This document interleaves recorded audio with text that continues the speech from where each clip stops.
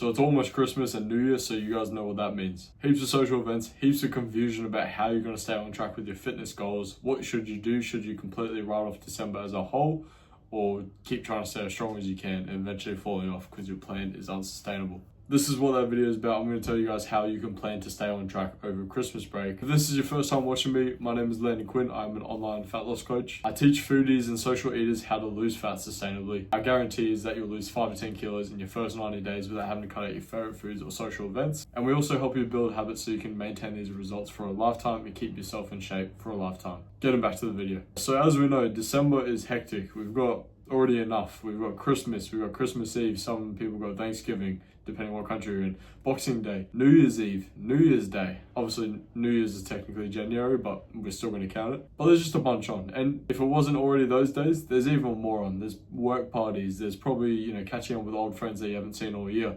catching up with the family, seeing the family members that you see once a year as well, which is always at Christmas. And a really common thing people will do in December time is just completely switch off. They think, nah, December, the whole month is just the time to switch off. It's acceptable from the 24th onwards. All before the 24th, what are you doing, in your month? Life goes on still. You're still probably working. Even if you just dial it down, you don't have to be completely perfect during this time. It makes sense just to dial it down. Yes, it is a time to relax. It's the end of the year. I completely get that. I'm not saying you have to be absolutely perfect and smashing out your best efforts. I'm just saying people should just dial it down. Rather than turning the dial fully all the way off, just turn it slightly down. Even if you go half, even if you go to 25%, just don't completely switch off. Some things that you can actually do to help this, well, starting off with your training, is actually locking in the days you're going to work out. Being set on the amount of days that you want to do. Don't just be like, I'm going to try and stick to my 5 days a week, but then realistically, you more so want to do 3. Even if you need to cut out on workout time itself. Instead of doing an hour, do half an hour, do 45 minutes. You know what I mean? Cut down on that if you need to as well. What about your nutrition? Do not completely swamp yourself with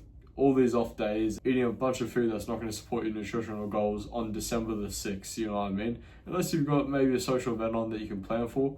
But until Christmas, there is no excuse to just be barreling down food like your horse that's just been injected with appetite stimulants. There's no need. I think during this time in the lead up to Christmas, you should definitely focus on trying to hit your nutritional goals, keeping your protein high, being set on your goals and what you're trying to achieve, having some structure. And then when you have social events, it's probably the only time of the year where the social events are actually planned. You know what I mean? Like, the family Christmas party is going to be on Christmas Day or something like that. There's probably a lot of things that are planned. But don't get me wrong, there will still be a few events. So if we can plan for it correctly, whether that's using approaches like we do on our program, in our calorie booster approach, so you can have extra calorie freedom at social events or on the weekend, or even just other simple things as like on the day, like just planning your day of eating so it fits within your goals, researching the menu online to do that as well, and even just actually on the day, making sure that you're eating, high protein, high volume foods that, give you good calorie value as well, that are lower in calories. Now let's actually talk about Christmas Day itself. I'm not a monster.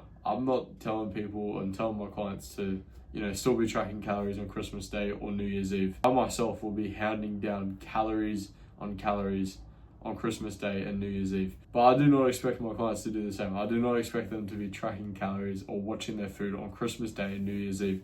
Those are non-negotiables. It's end of the year, celebrate your progress, celebrate the year's end, and then get back on track on New Year's Day. If you don't get back on track on New Year's Day, not the end.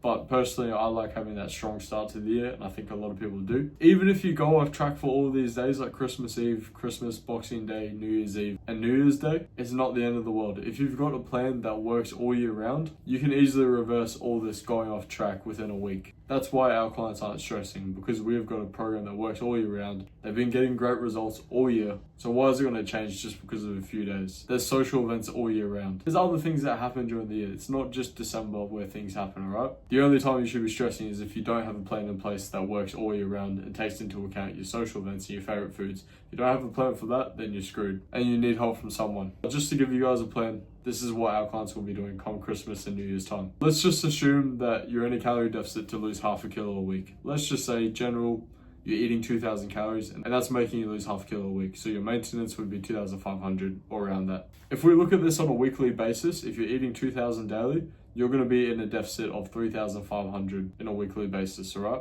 Every other day, you're staying on track, you're eating your 2,000 calories, but then Christmas Eve comes, you eat your maintenance. Boxing Day, you eat your maintenance. Christmas Day, let's say you double your calories. So let's say you eat 4,000, which is, a reasonable blowout day. You would still probably lose a little bit of weight for the week. If not, you'd be maintaining. But let's say worst case, you triple your calories on Christmas Day, which by the way is 6,000 calories. That is not an easy feat, guys. That is work. If you do that, I applaud you. But with triple the amount, yes, you're not going to lose fat for the week and you will gain weight, but you're not going to gain like 5 kilos. Yes, it's going to feel like that you gained 5 kilos. You're going to jump on the scale. You're going to have all this processed food in you. There's going to be heaps of fluctuations in your body that the weight scale is going to be accounting for. You could be anywhere from 2 to 5 kilos heavier. Realistically, with what I've just explained, you would put on maximum half a kilo in that week. But as I said, if you've got a plan that you lose half a kilo every week on anyway, then you can reverse this straight away. You'll be back to a lower weight than you were before Christmas Day in 2 weeks' time. For New Year's, I would run the same plan. New Year's Eve, I wouldn't track, just eat whatever you like, same thing.